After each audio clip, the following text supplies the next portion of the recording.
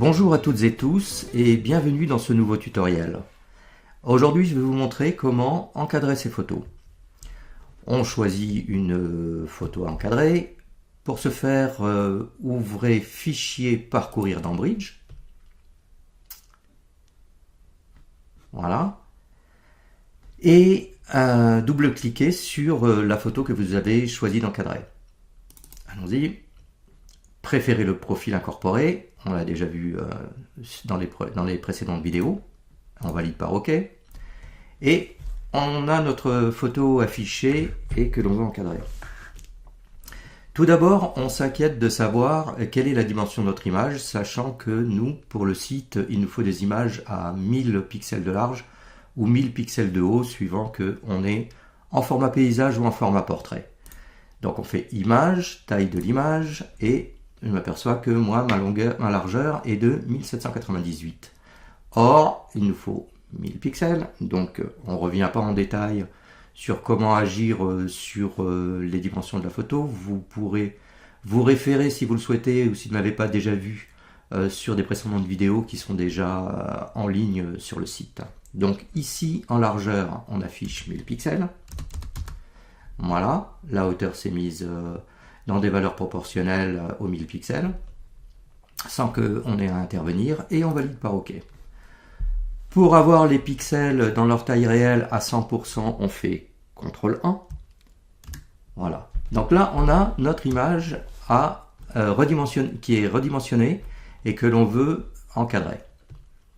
Alors pour encadrer une image, il y a plusieurs méthodes. Peut-être que celle-ci est la plus courante, celle que l'on utilise le plus souvent. Pour encadrer, donc, on fait image, taille de la zone de travail, et ici, ce petit panneau s'ouvre et il indique des valeurs à modifier qui ne sont pas toujours très claires. Donc, on va les passer un petit peu en revue. Tout d'abord, on va décocher relative, et ici, on s'assure qu'on est bien avec des unités en pixels. Si ce n'est pas le cas, vous cliquez sur la petite flèche vers le bas et vous validez pixels. Et ici donc on retrouve nos valeurs 1000 pixels de large, 667 pixels de haut.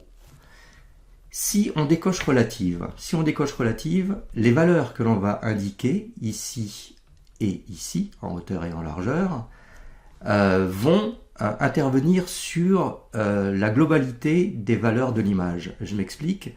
La largeur est de 1000 pixels. Si ici maintenant je mets 1200 pixels, je vais avoir une largeur de 1200 pixels. Et idem pour la hauteur. Et vous voyez qu'ici il n'y a pas de petit maillon qui permettra d'avoir des valeurs proportionnelles entre la largeur et la hauteur, comme quand on modifie les dimensions d'une image. Là, c'est à chacun de choisir les valeurs qu'il veut, tout simplement parce qu'on peut très bien vouloir un liseré plus haut en haut que en bas, ou que à gauche ou que à droite. Donc on est vraiment libre de faire ce que l'on souhaite. Donc, je reviens toujours à ce relatif décoché. Si ici, et je vais le faire, je mets 1200 pixels, et ici, on va dire 1000 pixels,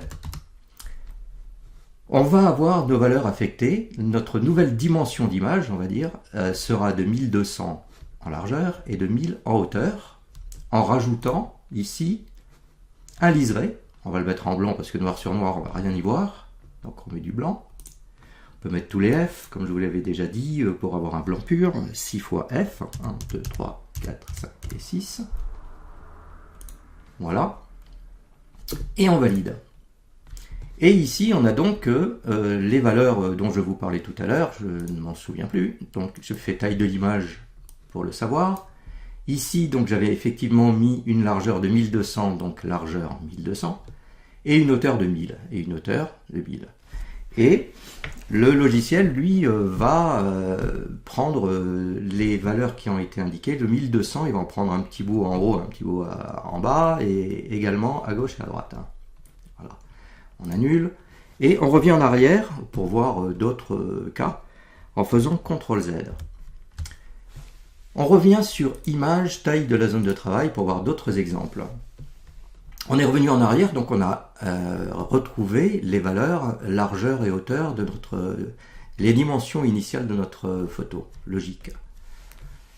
Maintenant, on peut, si on ne veut pas faire ce genre de manip, mais qu'on veut faire un petit liseré en donnant une valeur précise pour faire un encadré, on coche ici relative. Alors ici, je vous expliquerai après comment ça fonctionne. On va rester avec le point au centre. Si on reste avec le point au centre, on voit des petites flèches qui indiquent tous les côtés de notre rectangle. Largeur, hauteur, largeur, hauteur. Ce qui veut dire que les valeurs que je vais rentrer dans la largeur et dans la hauteur correspondront uniquement au liseré que l'on va rajouter. Exemple, si je mets par exemple 10 pixels en largeur et 10 pixels en hauteur, en ayant bien coché relative, là on ne parle plus des 10 pixels, on ne va pas avoir une photo de 10 pixels de large et de 10 pixels de haut, heureusement. On rajoute donc une valeur de 10 pixels qui correspond au liseré. Et sur les quatre côtés de notre rectangle, avec une valeur de couleur qui est blanche, et je valide. Et voilà. Donc on a bien un encadrement à 10 pixels largeur-hauteur. C'est ce qui nous intéresse. On va aller un petit peu plus loin dans le raisonnement pour bien comprendre comment fonctionne le panneau à taille de la zone de travail. Si maintenant, au lieu de laisser le point, ça ne va pas beaucoup nous servir, mais c'est juste pour information, si maintenant je mets ce petit rond en haut, ou à gauche, on peut le mettre vraiment où on veut, tout dépend de là où on veut ajouter un liseré, en fait, les petites flèches vous indiquent les largeurs ou hauteurs qui vont être affectées par le liseré. Donc si ici, je me mets dans un angle, je vois que je vais avoir les valeurs affectées qui seront ici la largeur, et ici la hauteur. Voilà, donc ici on va prendre un exemple. On va prendre cet exemple-là où on va affecter la largeur, la hauteur et à nouveau la largeur. Alors vous allez voir qu'il y a une petite astuce qui est un peu surprenante et qu'il faut admettre. Le logiciel est conçu comme ça, donc on fait avec. On va remettre des valeurs de 10 pixels en largeur et 10 pixels en hauteur. Et nous, on s'attend à ce que on ait donc 10 pixels ici, 10 pixels ici et 10 pixels ici, tel que nous indiquent les flèches. On valide. Et là, aux surprises, on a bien les 10 pixels en haut et les 10 pixels en bas, mais à droite, on a 20 pixels. Ça veut dire que lorsqu'on se place sur un côté et qu'on indique qu'on veut des liserés en haut, en face et en bas, et pas à gauche, la valeur qui aurait dû être attribuée à gauche, elle est additionnée à la valeur qui est attribuée à droite.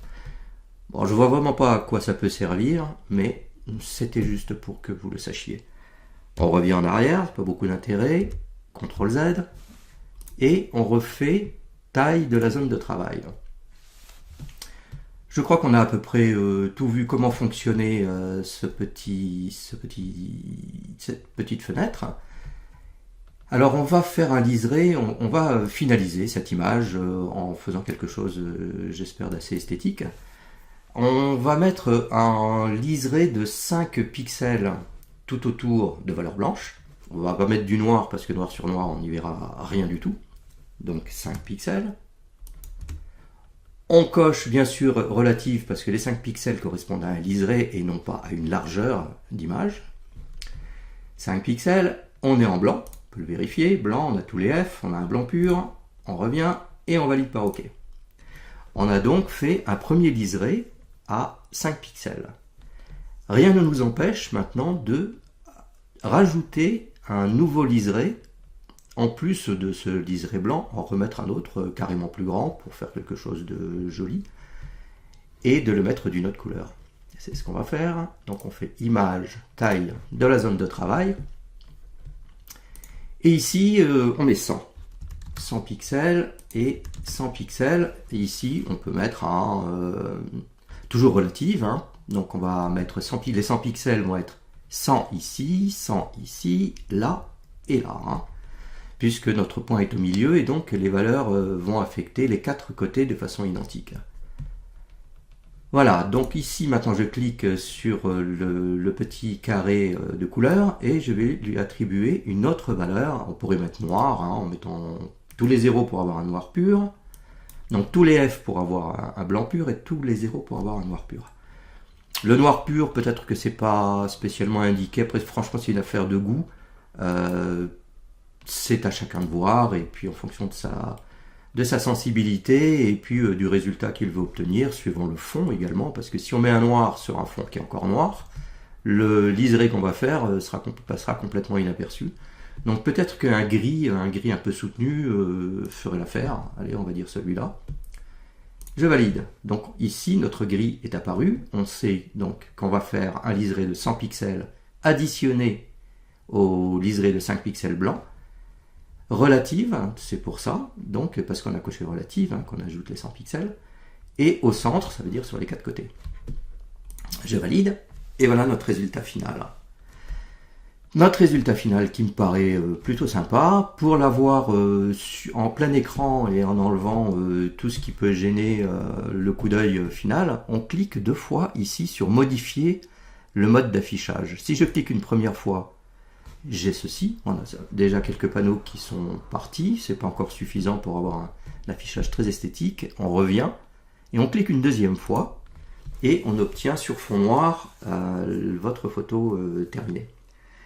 Voilà, moi ça me paraît plutôt joli. Ensuite, on peut légender son image, on peut la signer, on peut l'exporter, on peut faire ce qu'on veut. Alors voilà, je vous ai pas dit, quand on a cliqué 2 fois ici, on est donc en affichage plein écran sur fond noir. Pour en sortir, on fait échappe tout simplement. Donc on fait échappe et on enregistre notre image, fichier enregistré sous. Alors là c'est le grand classique, hein, viaduc de Millau, on va rajouter encadré. Ici je valide par enregistrer. Valeur maximum, toujours qualité 12, c'est pas un problème. On le conserve à sa valeur maximum, peu importe le poids, et on valide. Et on a enregistré notre image, et notre travail est terminé. Voilà, j'espère que ce petit tuto vous aura permis de bien comprendre comment on encadre ces photos, avec quelques petites astuces, et je vous dis à bientôt.